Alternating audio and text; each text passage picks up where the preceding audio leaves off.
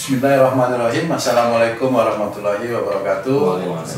Sahabat beriman dimanapun berada, jumpa lagi di Ustadz Danu Official Channel bersama saya Tung dan guru kita semua Ustadz Danu. Assalamualaikum Pak Ustadz. Waalaikumsalam warahmatullahi wabarakatuh. Alhamdulillah sehat Pak Ustadz. Alhamdulillah. Maaf nih mengganggu waktunya Pak Ustadz. Sahabat beriman, kali ini kita akan bincang-bincang sedikit mengenai penyakit yang memang banyak sekali terjadi di masyarakat kita ya, itu asma atau sesak napas. Asma lah yang sering kita jumpai. Yang kali ini kita akan bertanya kepada Pak Ustadz Danu mengenai penyakit asma tersebut. Kira-kira penyebabnya atau hubungannya dengan akhlak itu yang seperti apa Pak Ustadz? Ya, penyakit asma ini menurut dokter sih gampang ya, tinggal ini aja, tapi kan kalau sudah akut itu kan tetap harus rawat inap dan sebagainya, apalagi kalau sudah kadar oksigennya itu sangat rendah ya, dilihat TB nggak ada, ini nggak ada, sesak nafas. Tapi memang sesak nafas itu ya begitu, itu napasnya susah, sangat susah, itu tetap dibantu oksigen walaupun tidak ada TB, tidak ada peradangan, tapi sesak nafas. Nah, asma ini memang kalau di Indonesia sangat banyak. Di dunia itu sebenarnya banyak. Asma itu salah satunya bisa dari itu, dari ketakutan, kaget mendadak, kemudian diingat-ingat. Dia ingat setiap saatnya, itu ingat setiap harinya, maksudnya ingat tadi aku kaget sekali, besok lagi dia cerita, besoknya ceritain. Kalau si ada anak di kandungan ini, sebenarnya dia tidak sadar bahwa dia memasukkan karakter, sesuatu karakter yang menjadikan dia pada waktu itu kaget, atau memang itu bisa menjadikan nafas itu memburu dengan kuat. Nah, itu bisa.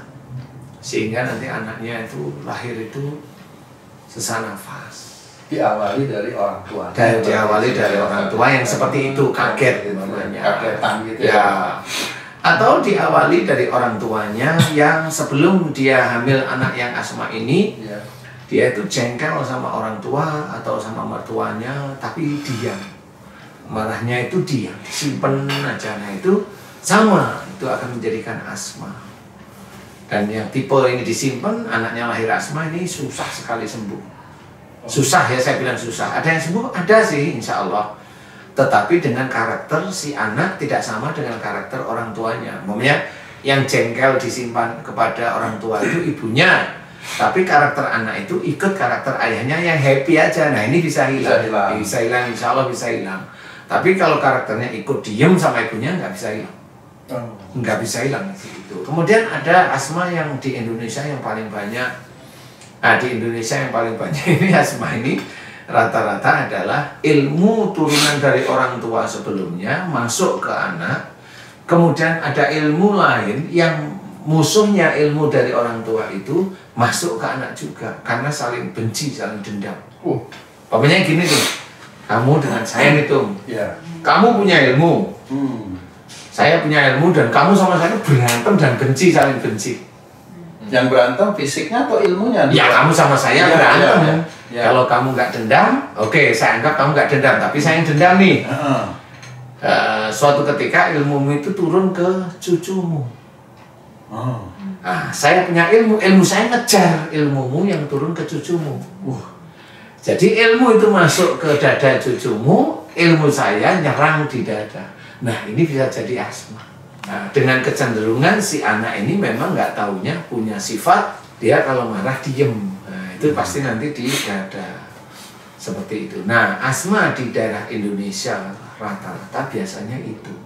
Yang saya tahu sih memang kalau lagi ini ada teman kalau dia lagi kalut dan banyak pikiran gitu, itu kumat. Nah, itu karena ada emosionalnya yang menyatu. Makanya itu ada emosional yang disimpan.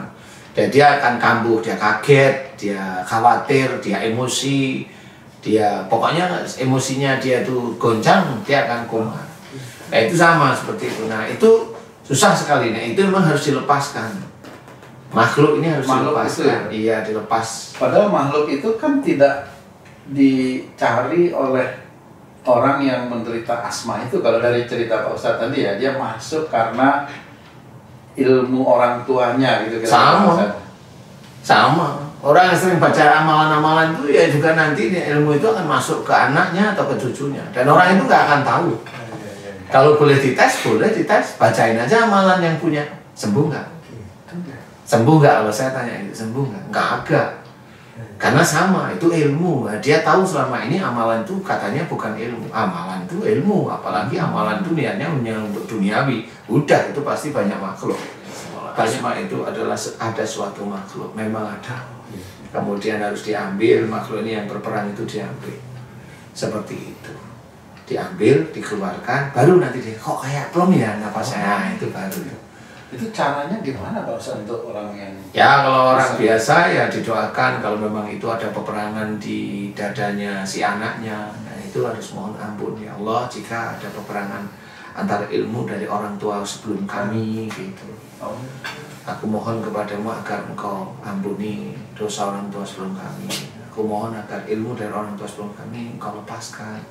Dan ilmu dari orang yang berperang dengan ilmu orang tua kami, ya, aku mohon agar engkau lepaskan. Jadi memang mohon dilepaskan.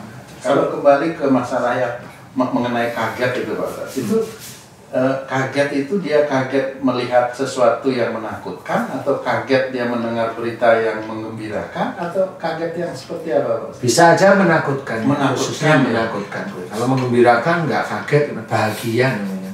Insya Allah bisa pada waktu dia hamil atau sebelum hamil persis dia itu ketakutan, dan dia ketakutan itu dipikirin terus sama dia. Nah itu anaknya bisa aja asma. Ya dia seperti itu. Makanya memang harus dijaga. Kalau namanya kita orang Muslim, menjaga anak kita agar baik, ya dekat aja sama Allah, berbuat baik setiap saat kan gitu. Kemudian ya baca Quran niatnya karena Allah lillahi ta'ala. Kalau saya perhatikan juga itu beberapa teman yang menderita asma itu juga saya lihat sholatnya juga tekun beliau itu, mereka itu Pak. Tapi berarti sholat itu sendiri tidak bisa mengeluarkan ilmu yang berperang di dalam dirinya. Nggak bisa. Tetap nggak bisa. Sama seperti kamu sholat, saya pukul itu kira-kira saya mental nggak? Enggak. Nah, iya ya terkena. Oh, iya mirip aja seperti itu. Oh. Memang yang menjaga itu adalah iman, iya. Tetapi kalau memang itu anak kecil yang memang imannya belum, itu kan sama seperti anak kecil itu mau dia keamanain dengan jin itu kan ya sama aja. Iya betul. Ya, seperti itu.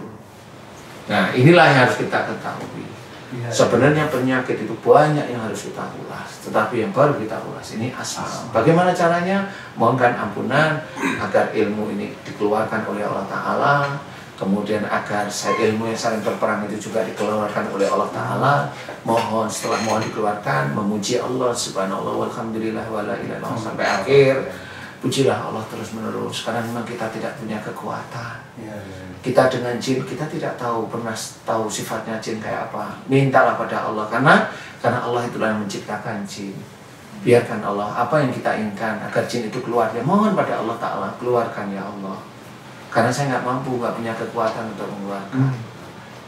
Betul. Seperti itu, jangan kita merasa punya pedang terus kita golokin jinnya satu-satu, lah ngapain? Itu kan sombong itu namanya. Serahkan sama Allah, karena apa? Memang jin itu sifatnya macam-macam, kita nggak tahu. Kalau Allah kan biarin Allah aja yang atur kan gitu. Betul. Bukan Quran dikebukin untuk ngeluarin jin, ngapain? Kalau nggak dipukul-pukulin keluar ya jin itu kan yang kata dia sendiri goib loh, ngapain dipukul-pukulin? Kan gitu, ya harus berpikirlah normal, real. Makanya kalau ini urusannya dengan jin, mohonlah kepada Allah Ta'ala, karena memang kita tidak punya kemampuan. Betul. Jadi Allah nanti yang akan melihat iman kita, amal soleh kita itu Allah itu. Terima kasih nih Pak Utas atas penjelasannya. Mungkin kalau bisa disimpulkan sedikit aja untuk penderita asma, apa yang harus mereka lakukan, atau ini sedikit aja kira-kira. Evaluasi. Tadi saya kan sudah bercerita ya. Evaluasi apakah anak asma sebelum hamil atau pada waktu hamil itu ada ketakutan yang berlebih, makanya cemas yang berlebih, itu dulu. Kalau orang tuanya sudah meninggal, bagaimana dia merunut kejadian itu terhadap yang menderita? Mohon ampun aja diurutkan gitu ya. Ada ilmu untuk memohonkan ampunan orang tua yang ketakut, cemas berlebih, urutannya seperti itu. Kemudian ada ilmu dari orang tua sebelumnya dan juga ilmu yang saling berantem di tubuh, di dada khususnya, dimohonkan agar diampuni dosa-dosa orang tuanya yang musyrik, syirik, kan seperti itu. Biarkan habis itu kemudian mohon agar ilmu-ilmu ini dikeluarkan dari tubuh, gitu aja mohon pada Allah Ta'ala. Dengan sabar, tunggu, kemudian tiba-tiba, loh kok agak berat nih napasku nih, agak berat nih, agak sesek, biarin, berarti itu bereaksi.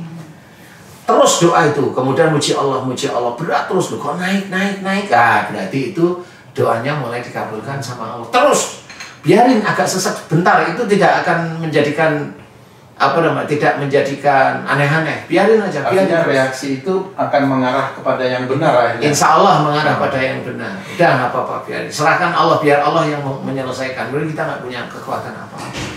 Seperti itu doa yang baik pada Allah Ta'ala. Nah, doa juga yang dilihat adalah amal soleh dan juga iman kita sendiri. Iman pada saudara-saudara saya yang Islam lah. Itu kalau memang doa itu imannya bagus, amalnya bagus, ya doa itu mudah sekali untuk dijawab oleh Allah Ta'ala tanpa yang aneh-aneh, tanpa alat. Doa itu doa, apa yang keluar dari hati yang baik, doa wujudnya ya apa yang kita inginkan. Jadi, baik Pak Ustadz, terima kasih atas penjelasannya karena waktu kita juga sudah mepet ini. Pak Ustadz banyak kegiatan, terima kasih Pak Ustadz. Nah, sahabat beriman dimanapun berada, banyak sekali yang bisa kita petik dari pembahasan tadi ya. Mengenai ilmu yang masuk ke tubuh kita, terus ada lagi bacaan-bacaan, amalan-amalan, banyak sekali tadi yang mungkin nanti di kesempatan yang lain bisa kita bahas satu-satu.